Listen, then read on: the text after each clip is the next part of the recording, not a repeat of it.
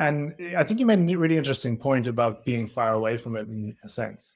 Like, I'd say Yeah. if you lived in the heart of San Francisco right now, you'd feel like Uber is done and dusted forever. Do you Oh, know what I mean? You totally. see Waymo's Totally. everywhere, and it's like, well, Yeah. it's such a better service, XYZ. Yeah. It's probably not the reality. Like, I think there's a case to be made for Uber in the short term here.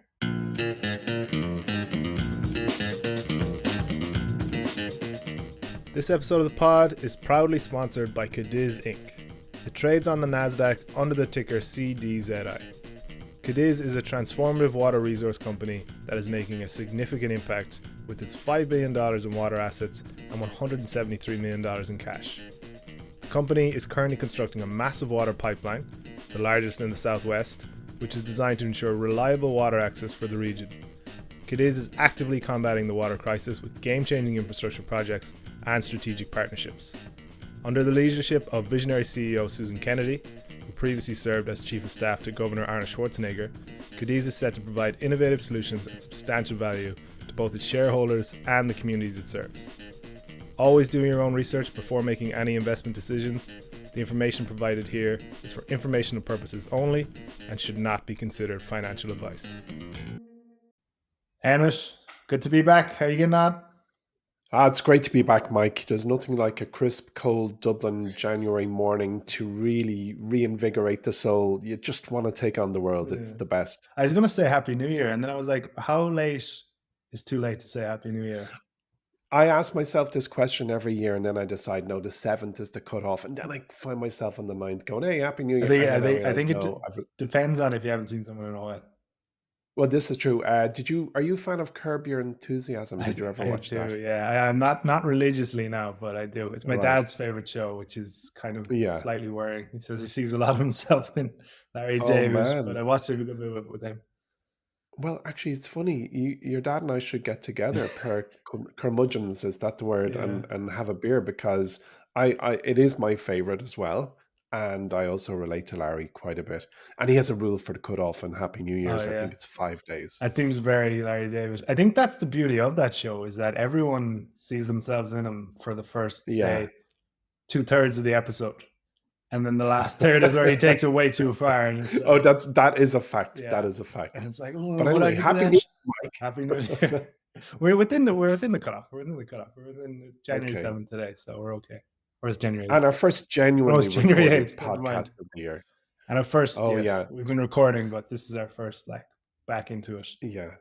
We were kind of slowing to each other. Let's pretend today's episode was recorded yesterday, but we gave ourselves a little bit of a holiday. But this is the real deal. Yeah, I think I think people can tell. I think I said Google had a price to earnings at about 21, and then the stock went up about 25% in between the recording of the episode and the episode releasing. So that was nice. But Yeah. I don't think we got caught out too badly. Yeah, good. So what's going on? Have you any investing New Year's resolutions? Yeah, so this is, I think, a good way to kick off the show. And I'm glad I'm going first because I imagine we're going to have very similar ones. But I don't think so, Mike, okay. but let's go. Okay, well, I'm gone generic. Apparently you haven't.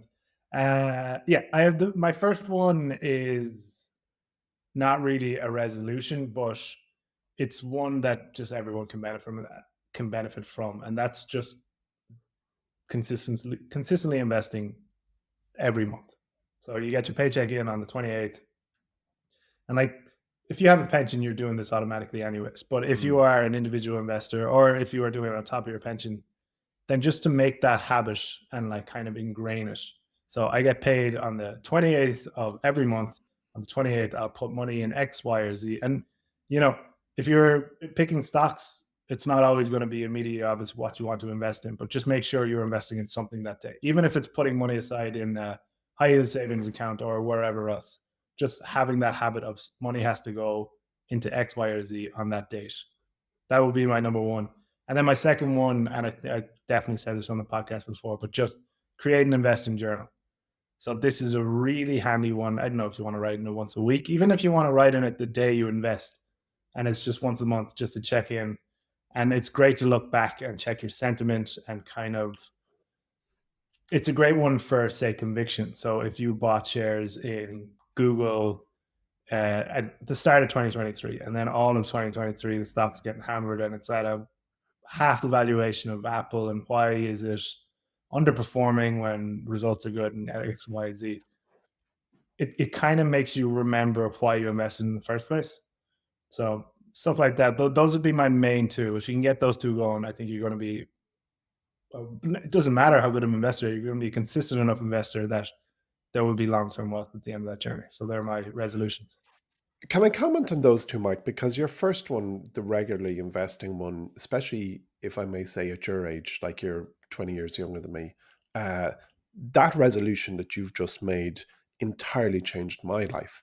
There's virtually no other action I took that had a greater financial impact on my life. And I include what I studied, what career I orientated myself around, uh, and everything else that had a greater impact on my financial life than your first resolution, which was just to make a monthly contribution to my brokerage account and buy shares through Mm. thick and thin over and over and over and over. And And the fact that you, actually, you made a good point there as well. Maybe if you don't have anything you fancy, just put the money in the brokerage account.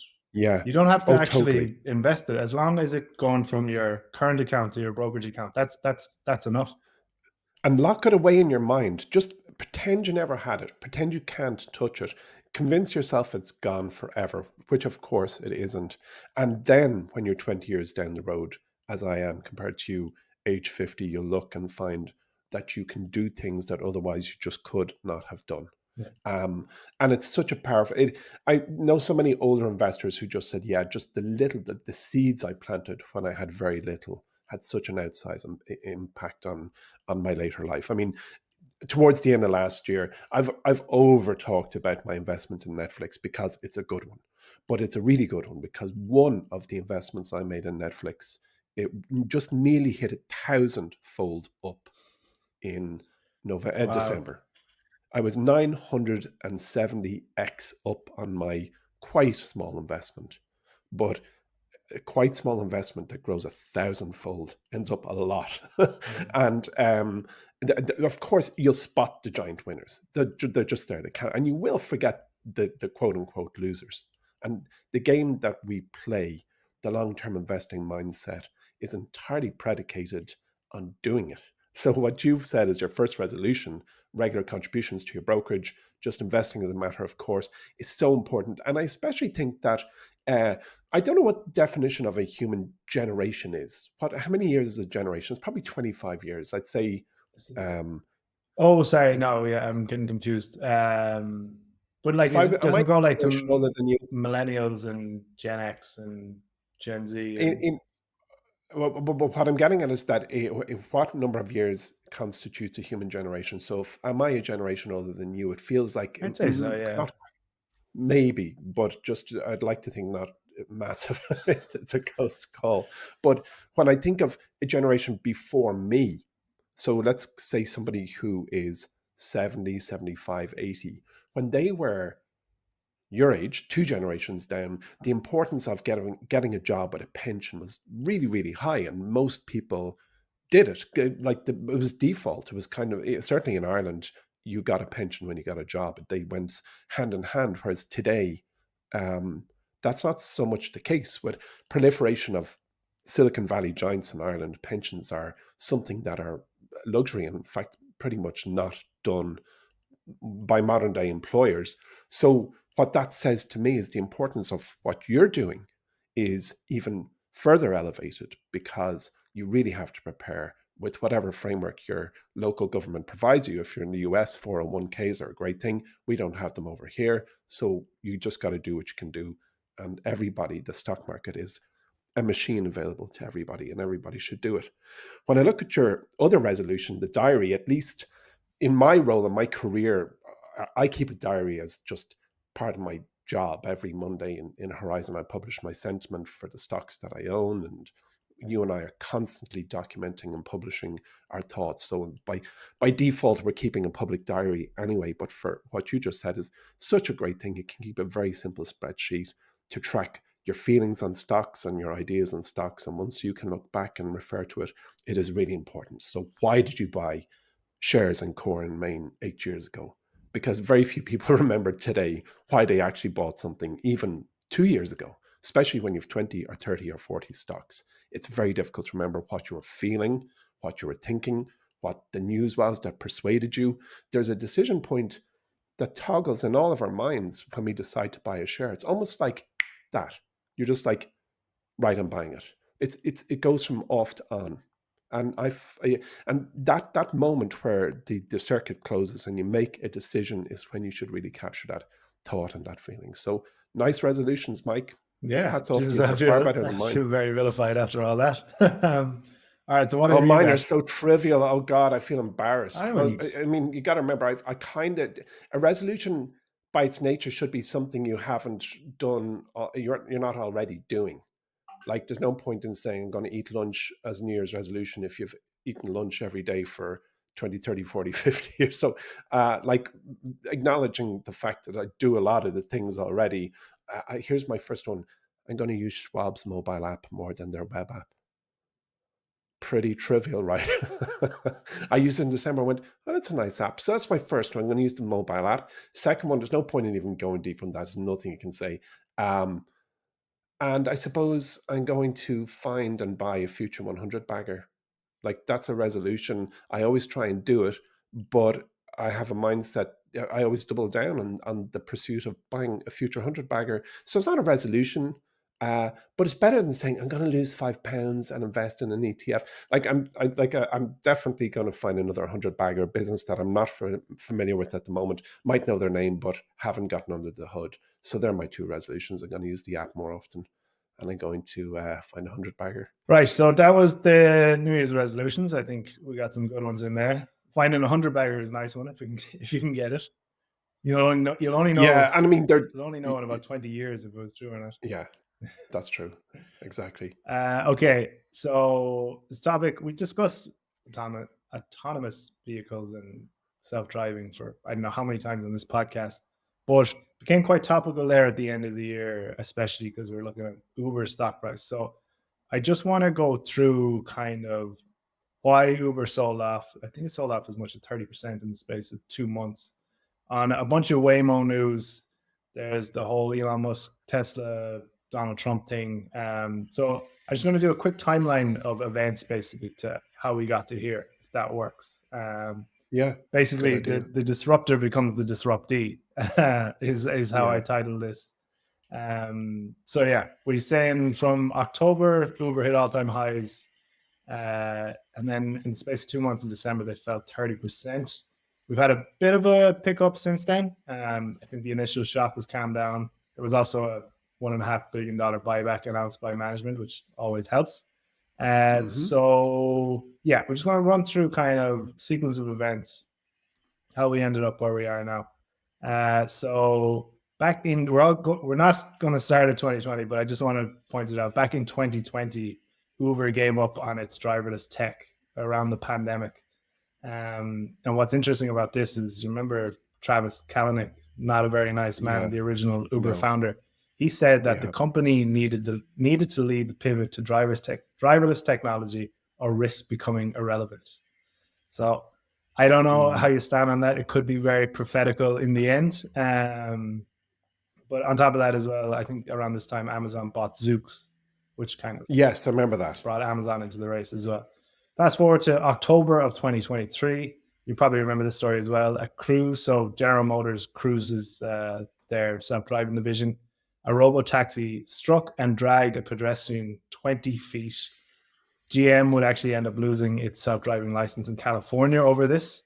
This became a huge catalyst for Waymo, which all of a sudden turned into the only show in town. The company went from kind of testing, quite a cautious rollout, to basically all-out growth mode. So in August of this year, Waymo's picked up 500,000 passengers in California, up from fewer than 20,000 a year earlier. So that was before and after the kind of, I suppose, losing their biggest rival, essentially.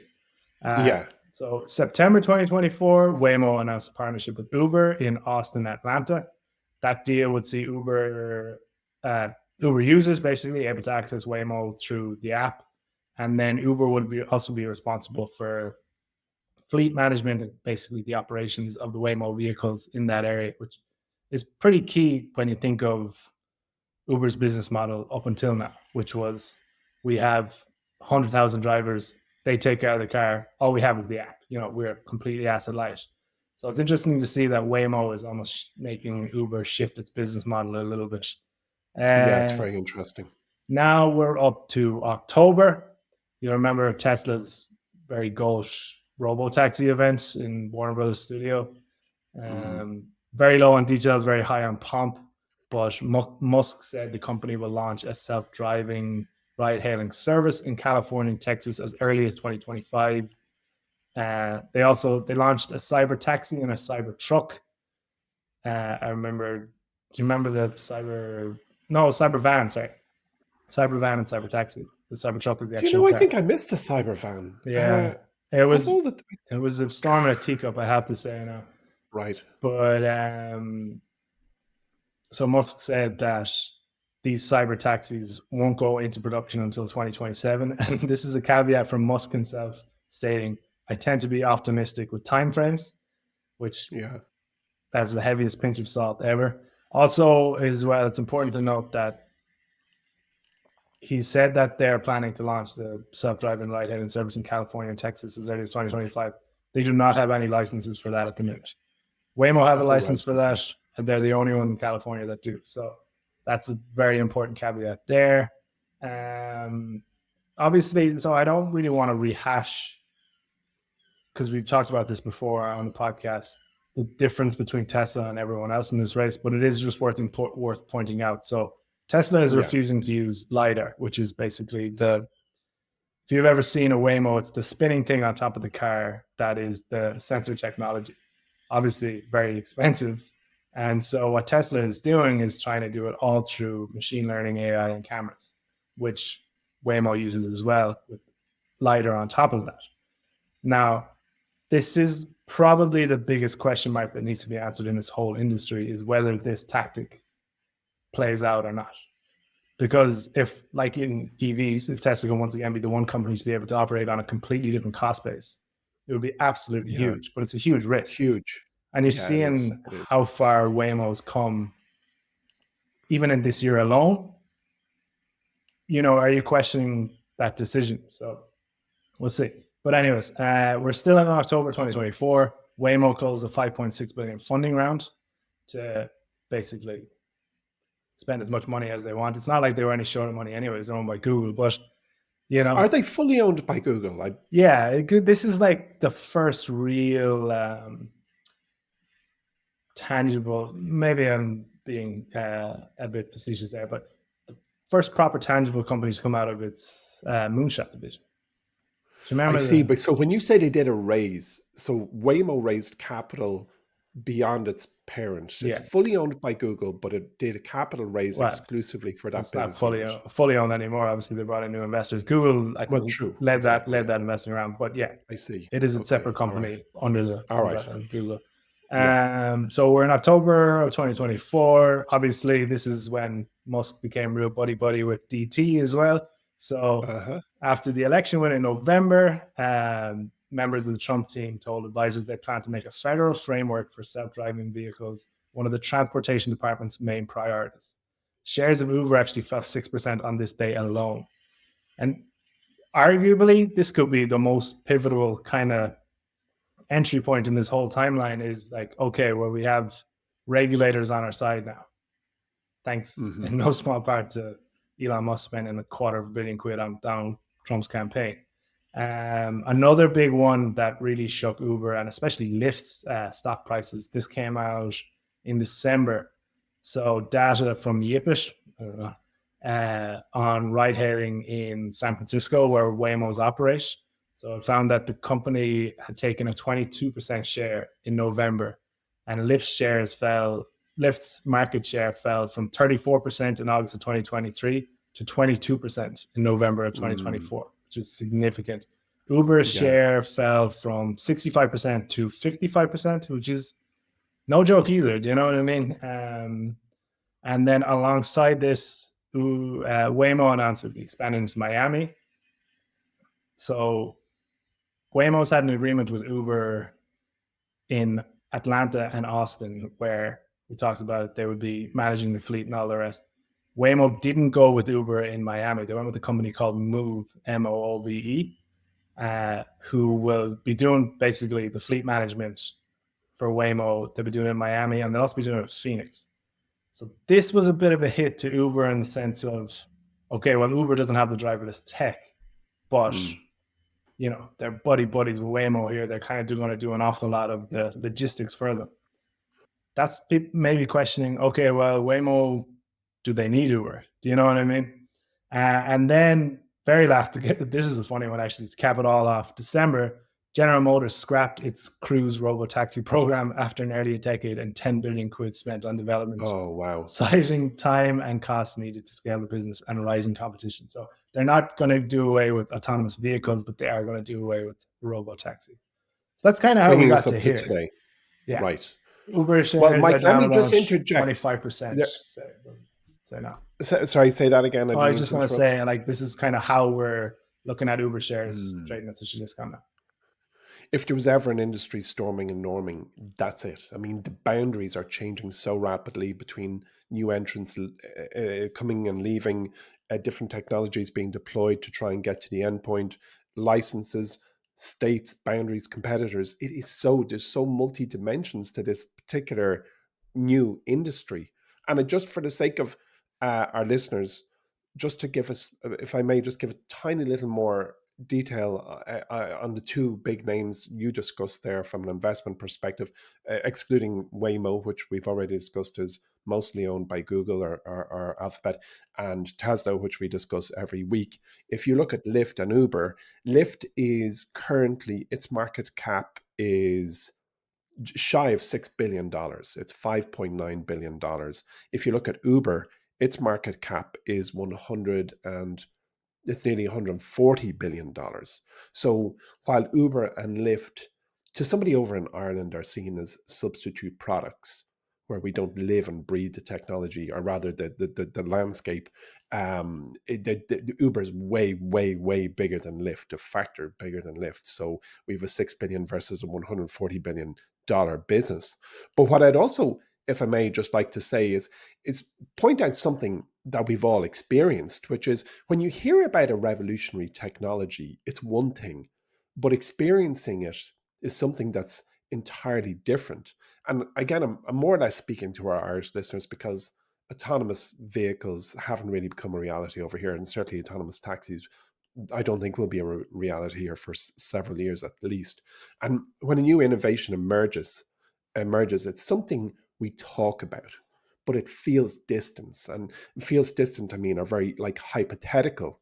When we hear about how it works, as you described with Waymo, with their big thing on the roof and using LiDAR and all these other technologies, we hear how it works, we understand its potential impact, and we understand how it might transform the world, but only until it touches our lives directly. It's just an idea. Like, it's really a concept described in headlines and conversations. Like when I spoke in one of the recent podcasts about CRISPR, it feels completely abstract. Whereas smartphones or electric vehicles are now part of all of our realities, whereas not too long ago they were CRISPR-esque. So autonomous driving and autonomous taxis are very much in that middle ground if you're in Ireland. Certainly, they're not so far away that they're like CRISPR, and they're closer and more imaginable than a smartphone. If a smartphone was described to you when you still had a Nokia, you could have went, oh yeah, I get that, a screen. So technologies become real, not through their invention, but through their integration into our lives. And it's only in these moments of interaction that the real significance comes into focus. And that's how I feel about autonomous taxis.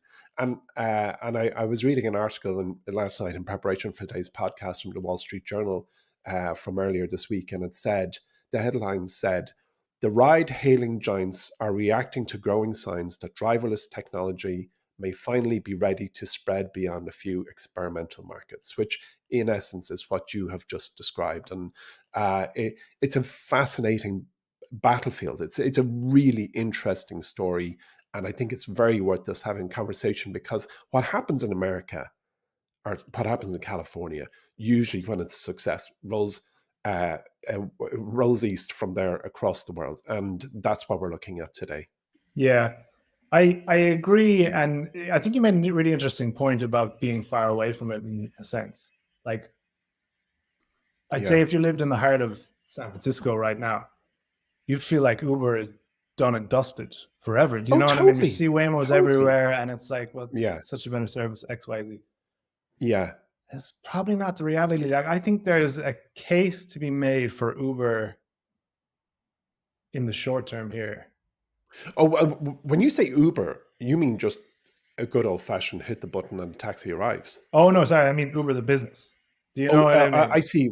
Well, Uber the Uber is in stop. Ireland, but driverless Uber is really is that the conversation? No, no, no, no. What I mean is, sorry, like, as in we're talking about this huge threat to Uber's business model, like, as a Oh, gotcha. Sorry. $140 billion business. Yeah. And it's easy to get captivated because, especially like driverless tech, is such a tangible, futuristic idea, and Yeah. people really see, oh, that's obviously the future. Yes. And I think it could make right now it can be more headlines than anything else. Like, Mm, there's so much restrictions on it. Do you know they're only expanding it to like very stable weather cities right now. yeah. Do you know it's With very predictable road patterns as well. a hundred We've percent joked about this repeatedly. The Irish road system is not Waymo friendly. no. And I like it, considering Waymo in Ireland seems 20 years away. Yeah, I'd Um, agree. so yeah, it's an interesting discussion. I don't really know where I stand. I don't have any clear answer of 100% go buy Uber now, but I don't think it's a bad pick for the next 3 years at all. I don't think so either. I do agree that it is a good pick. I had a little bit of investor's remorse when I think I don't have Uber up here in front of me, although I will in 1 second. Yeah, it floated around 2019 Yeah. and And it its floated shares as a are, huge business. it It did, was but 50, 60 it's not a billion. whole lot. Like it floated around, oh my eyes, 38 bucks or something, and now it's around 64 bucks. So Yeah. it's double in size from a market cap perspective So that since means, it yeah, floated it in. floated at over $70 billion business. Yeah, right. So, yeah, Yeah, that's not, you aren't going to get 100 bagger out of that. But no. I think what's key to Uber's success recently, I think, is that I wrote this up in Charging and Fearless this week or next week. Mhm. I wrote it anyways, that's for sure. But Yeah. Uber's like price to earnings ratio was cut in half over the same time period that its free cash flow per share doubled. Do you know what I mean? Mm, Those are two statistics that are never negatively correlated in that's right. stock Yeah. market. And like, and No, there's reasons behind that. Like, Uber recently kind of turned the profit machine on, basically. So for years and years and years, it had this expand at all cost strategy. And a lot of that had to do with Lyft as well. You know, there's a very big reason why Lyft is at 6 billion and Uber is at 140 billion right now. But they were neck and neck for a long time. they were. And they They were were. competing, they were losing money on rides. I lived in New York at this beautiful time where Uber and Lyft were competing at all costs to get Yeah. users. So Uber's Yeah. cost nothing. I had a chauffeur for about $8 a ride going anywhere I Wow. wanted.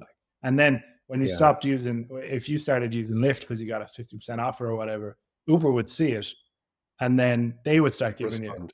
Yeah. It was unreal. And It was a very dirty battle, that, and you touch 100%. on Travis Kalanick's name there, and I recall the reason, to your point about keeping a diary. I don't need to keep a diary to recall why I did not like Uber, and I just thought some of its tactics and the words that came from its founding leader's mouth were just abhorrent to me. And Yeah. I just, so I avoided it and put a big black label on it in my mind. I just thought, I am not investing in that business.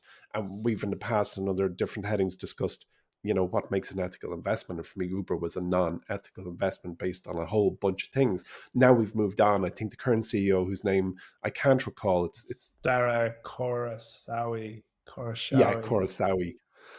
Yeah, I mean, he seems like he seems like a good melon, in the words of Harry Met Sally. But like, he seems like a good guy, and I do think that, like, I don't think many of our listeners would disagree that Uber is part of a brand zeitgeist that will most likely get bigger as time goes by.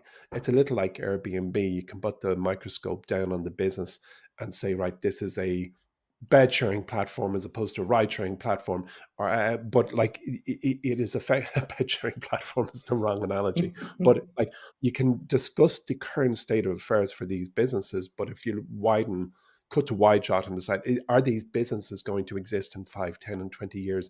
It likely The answer is likely yes. Yeah, absolutely. I So think is it good? if your business name is getting used as a verb, it's very Correct, yeah. very hard to disappear into obscurity. Yeah. Do you know, Mike, slightly off topic, but one I just wanted to mention on the subject when I was doing the reading last night, it relates to a paper which I really like to urge our readers to go and have a look at if they're interested, and it's ARK Invest. And I think a lot of our listeners will know ARK from Kathy Wood, and the former chief strategy officer of ARK, Jan Haynes, was on our board, and might also recall that I interviewed their chief futurist, Mm. Brett Winton, It's here great job on. title, by the Oh, it's cool. Chief futurist at ARC. So Brett wrote a paper which you can get at our website, and the paper is called Platforms of Innovation: How Converging Technologies Should Propel a Step Change in Economic Growth. I mean, optimistic, it doesn't even begin way. to describe this paper. I mean, That's ARC is, indicative of all of ARC's material. It's yeah, incredibly future relevant and been criticized for being overly. yes, I wouldn't optimistic. say optimistic. Yeah, optimistic is fair. Yeah, in America they call it Pollyannish or Pollyanna, which was a character more known to Americans who only ever saw the best and the good side of things, and they are very Pollyanna-ish. But it's a really powerful read. This paper, if you invest in future technologies, this is the one thing you need to see. I won't ruin the surprises within, because Brett looks at 5 technologies that are converging and explains the building blocks of the thinking inside ARC and where they're going to. Um, but when he says, and let me put it simply, he says advances in large language models have captured the world's attention, and they translate directly to advances in autonomous mobile software. So, for example, if I recall, he says Tesla's full self-driving system understands intersections by relying on the same transformer architecture that enables GPT and other large language models. And he suggests that the Model 3 should be able to operate autonomously on a way lower cost basis with its curated sensor set and less powerful onboard computer. And if it wins this race, neural network advances will be the reason.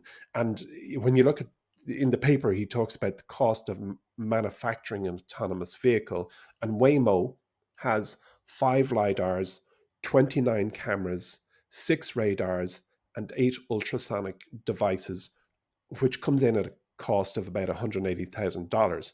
Tesla, with $36,000 Tesla, has 9 cameras, Mm. just 9 cameras. So this car over here, the Waymo, is packed with tech, and then Tesla is going tech light. Now you can only assume that Waymo will, I don't want to say weed out, but will rationalize the tech stack as it understands which ones adds greatest value. It'd be crazy if it's an impossible dream to think that they're just going to stack them all up and like they all play an equal role. But right now, today, to get a Tesla on the road with 9 cameras has a price point of around 36K versus 180K for Waymo.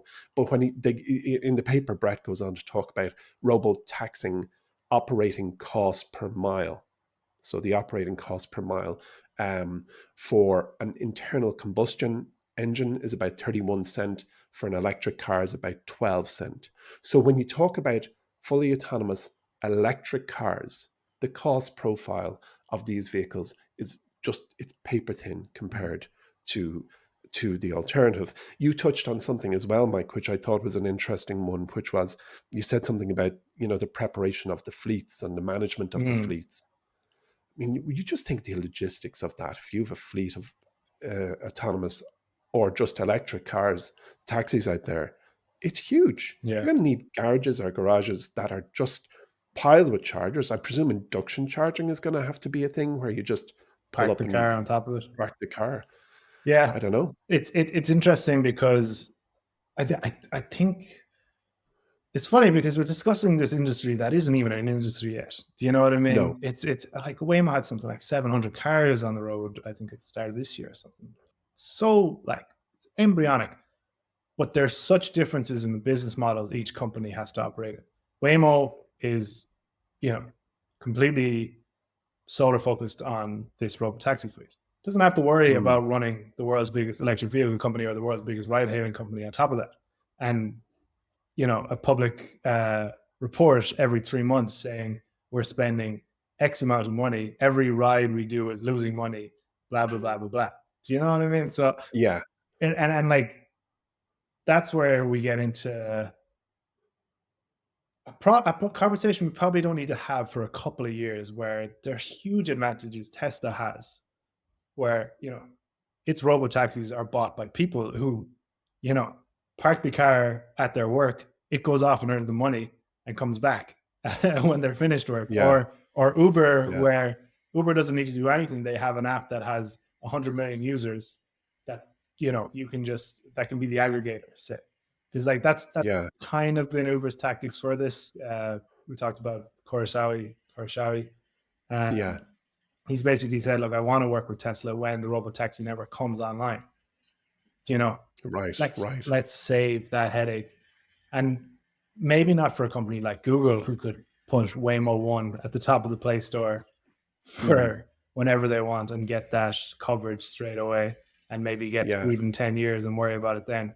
But for, say, other companies, Tesla doesn't want to go about creating an app like Uber. Amazon Zoox, I would have thrown in GM Cruise in here as well, but they're off the table a small bit too. So this is kind of a rambling conversation. I'm not sure where I land, but it's really tough to compare Waymo right now to Tesla whenever that happens. I have a feeling it won't be 2025. No, I agree. I think what we're debating here is this industry's equivalent of Apple and Samsung. That are two victors. They are both going to succeed, and it really is going to. It's just who can elbow out the other the furthest. So Tesla and Waymo, I would bet, are going to both dominate. Yeah. Now, And if so Tesla can do it on the cheap, like you were saying, it's huge. Yeah. It's huge. It's huge. Mike, I have a trivial little thing here from the Wall Street Journal article I mentioned earlier, and I'm going to quote because I have a question for you. Daniel Garcia was among a small group of San Franciscans who tested Waymo's free of charge from 2023. He loved that he could avoid small talk with another human while controlling the temperature It's very and music. dystopian. So he stopped using Uber and Lyft. So basically, this guy just didn't like small talk. This is back to the Larry David thing, because I was like, oh, Daniel, I get it. So come here to me. Here's the question for you, Mike. What do you reckon are the top 5 small talk topics that will be removed from the taxi driving occasion world in Ireland? Obviously, weather is number 1. So look, that's the conversation opener in would Ireland. contest weather is number 2, because number 1 is were you busy tonight? Busy. Okay, so the busyness of the taxi driver, that's gone. Yeah. Brilliant. Who cares? Number 2, that's the go-to. If your friend ever does that, if you ever hop into the taxi at 2 a.m. after the pub and your friend does that, box.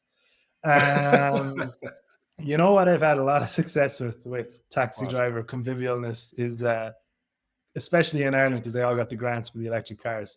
Quantum field theory and the Higgs mechanism. You start asking about their electric car. Talk to me about the quantum field theory and Higgs mechanism. What do you think? If you start asking about the electric car, they love it. I remember I was chatting to one fella, and we were driving.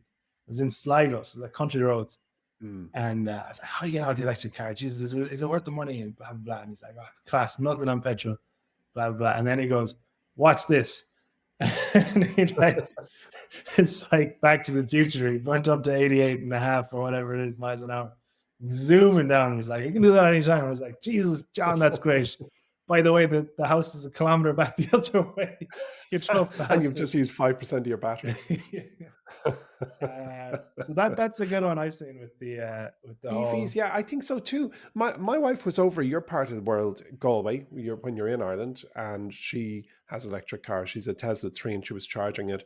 And beside her, there was a female taxi driver charging her car, and she was not complimentary about the charging network in Yes. Galway and had a potty mouth about the whole thing.